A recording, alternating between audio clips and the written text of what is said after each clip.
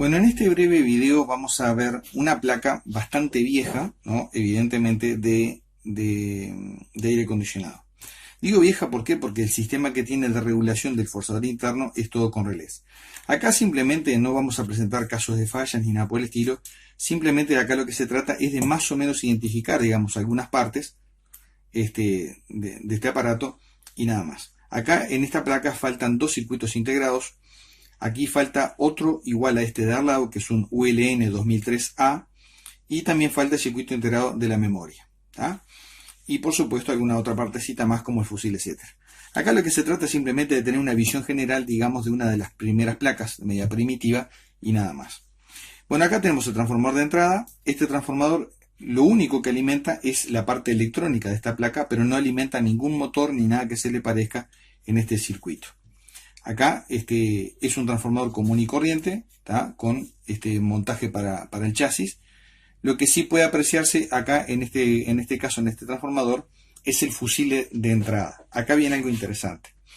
Acá en este terminal y en este se puede ver más o menos los alambrecitos. Voy a tratar de acercar un poquito más esto. Espero que salga bien, que no se ponga borrosa la cámara.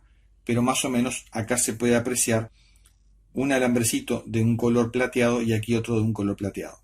Eso significa que acá lo que va hacia adentro es un fusible. Es un fusible que está insertado dentro del propio bobinado transformador. Ese fusible normalmente es un pequeño cuadradito, por decirlo así, de manera muy chiquito, de muy pequeño tamaño, que se suelda en la parte exterior y está en serie con el primario del transformador. Eso sirve para, como fusible térmico. Si el transformador se recalienta, normalmente ese fusible se corta. Y evidentemente si el transformador se está recalentando es porque hay un exceso de consumo por alguna razón. Pero por lo menos evita daños mayores. En algunas reparaciones, como ya hemos dicho, es suficiente con sustituir ese fusible o remendarlo, a veces anularlo directamente para que el circuito quede andando. En otros casos, bueno, conviene rebobinar el transformador y listo. Este transformador, decíamos que esto alimenta toda la placa electrónica acá, ¿tá? Y lo mismo la plaquetita del control remoto y nada más.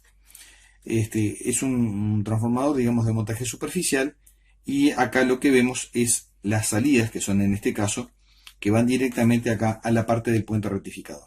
La parte del puente rectificador se aprecia fácilmente acá, en el sentido de que acá tenemos 4 diodos juntos. Estos 4 diodos, digamos, son los que hacen la rectificación de la salida de secundario, y este viene siendo el condensador de filtro principal. En esta fuente de alimentación tenemos dos reguladores de voltaje de tipo integrado de la serie 78XX. Aquí tenemos un 7812. Este 7812 lo que hace es darle corriente, digamos, a los relés. Estos relecitos de alimentación acá, la bobina móvil funciona con 12 volt. Este tamaño de relé es típico, es un formato clásico. Y este relé son normalmente 5 patitas al lado de abajo, de las cuales en este caso hay 4 activas. Acá tenemos, por ejemplo, tomando en cuenta este primer relé, acá, las terminales de las puntas así, cuando hay 3 de un lado, que estas 3 no están en línea, sino que la del medio está desplazada un poquito hacia arriba, las de las puntas corresponden a la bobina relé, y esto corresponde al terminal común de relé, y este terminal de acá, por ejemplo, que se ve acá, viene siendo el normal cerrado. Ven que acá están los 4 relés, digamos, uno al lado del otro. Acá tendríamos 3 terminales de vuelta, 3 terminales, y aquí el terminal común, y aquí normal abierto, quise decir. Estos terminales acá iría el normal cerrado, que en este caso fueron recortados. Quizá vino así de fábrica relé, o pudo haber sido recortado porque no se utilizaba directamente. Después tenemos de este regulador 7812, de este mismo va hacia la entrada de un segundo regulador que viene siendo un 7805. Este 7805 va directamente a continuación. Ven que acá, de la salida de este primer regulador del terminal de la derecha, que la salida, el pin número 3, va al pin 1 del 7805. Este 7805 es un regulador de 5 volt que se alimenta a partir de 12, y el objetivo de este regulador es alimentar, digamos, el microcontrolador y la memoria, sobre todo, especialmente el microcontrolador y la memoria. También el 7812 le suministra corriente al otro integrado, a estos dos integrados, que acá falta uno, pero le suministra corriente a estos integrados ULN 2003, porque justamente estos ULN 2003 lo que hacen es excitar las bobinas de los relés, por lo tanto necesitan la misma tensión de alimentación de entrada. Acá hay un condensador final en el circuito, ¿tá? Que está puesto a la salida de 7805 y sirve para mejorar la respuesta transitoria de todos los reguladores, en este caso, de circuito integrado. También a la salida del primer regulador, acá hay otro condensador de filtro, en este caso de 470 por 25, que está conectado, digamos, entre la salida del 7812 y la entrada del 7805.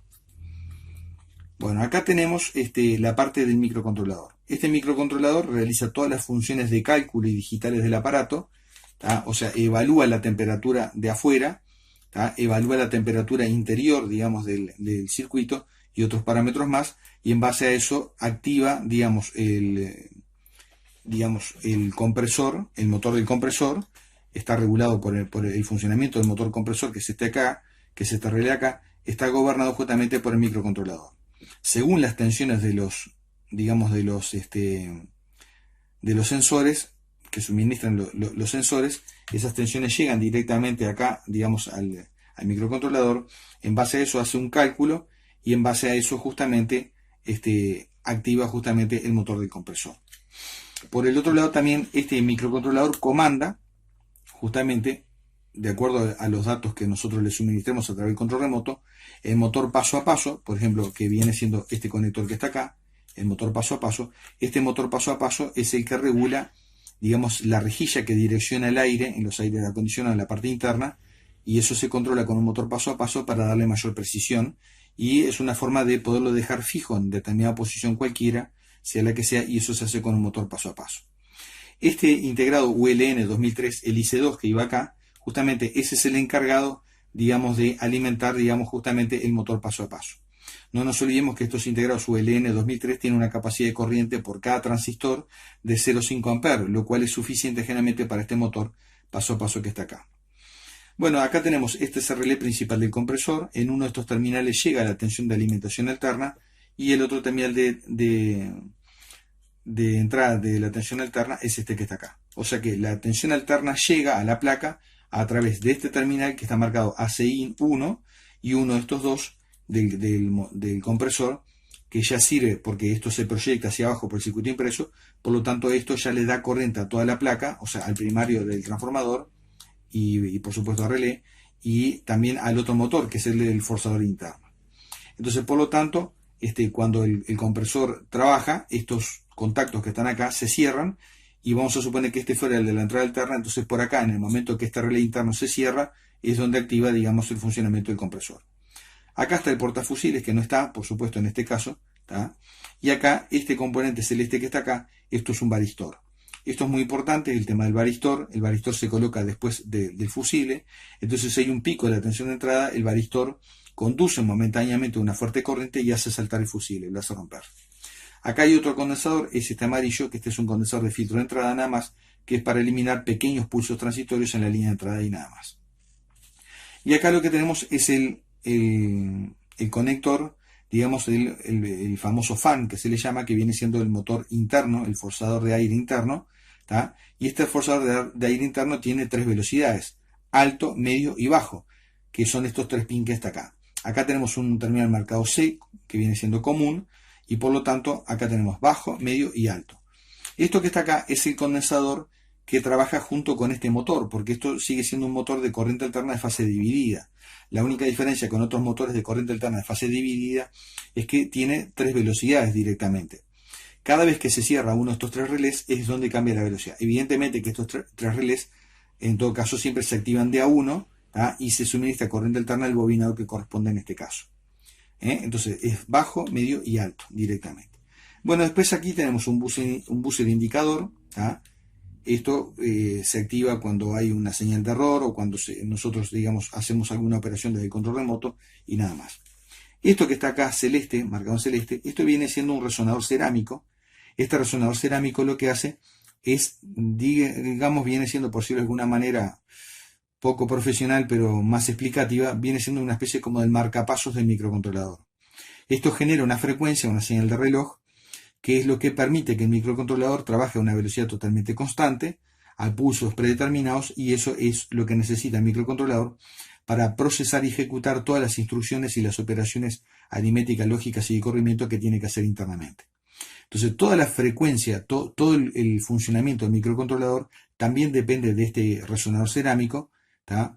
Que no siempre es un resonador cerámico, a veces puede ser un cristal de metal, pero la cuestión es que esto genera una frecuencia que típicamente anda en el entorno de 4 MHz a 4,5 MHz, y eso es lo que hace, le suministra pulsos para un funcionamiento continuo, digamos, al microcontrolador. Sin estos pulsos el microcontrolador directamente no funciona, queda inoperante, y las consecuencias pueden ser diversas, de que no funciona nada, que evidentemente que no va a funcionar, pero que sí pueden quedar luces encendidas en un display, pueden quedar luces encendidas en el panel de control, etc. Pero evidentemente que no va a funcionar. Este resonador cerámico, generalmente este tipo de resonador rara vez se rompe, pero siempre sería bueno controlar con un osciloscopio la frecuencia de funcionamiento del mismo.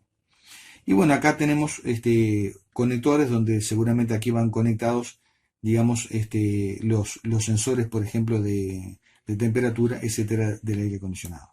Y por último, aquí en este pequeño sector acá, lo que iba es la memoria. Esta memoria lo que hace es guardar datos temporales. Por ejemplo, vamos a suponer que hubo un corte de luz, entonces, digamos, ahí quedó almacenado en esta memoria en qué posición teníamos, por ejemplo, el forzador interno del aire acondicionado. Tenemos, por ejemplo, memorizada la posición del motor paso a paso del regulador del ventilador, etc. Esta memoria lo que hace es guardar datos que generalmente son temporales, y también pueden guardarse datos que también tienen que ver con los cálculos internos que realiza el microcontrolador, a los efectos de que cuando hay una determinada temperatura, de acuerdo a que nosotros fijamos desde el control remoto, esto hace encender, digamos, el ventilador, entonces el compresor. Entonces esto lo que hace justamente es guardar datos, simplemente guarda datos, es una memoria que opera en serie, los datos entran en serie y salen en serie de esta memoria, y esto se comunica con el microcontrolador y es donde se guardan todos esos datos. Y después, por último, tenemos esta plaquetita, en este caso muy sencilla. Acá tenemos un pequeño interruptor, los indicadores de encendido, etcétera, y aquí el sensor, digamos, del control remoto. Este sensor tiene tres patitas, ¿tá?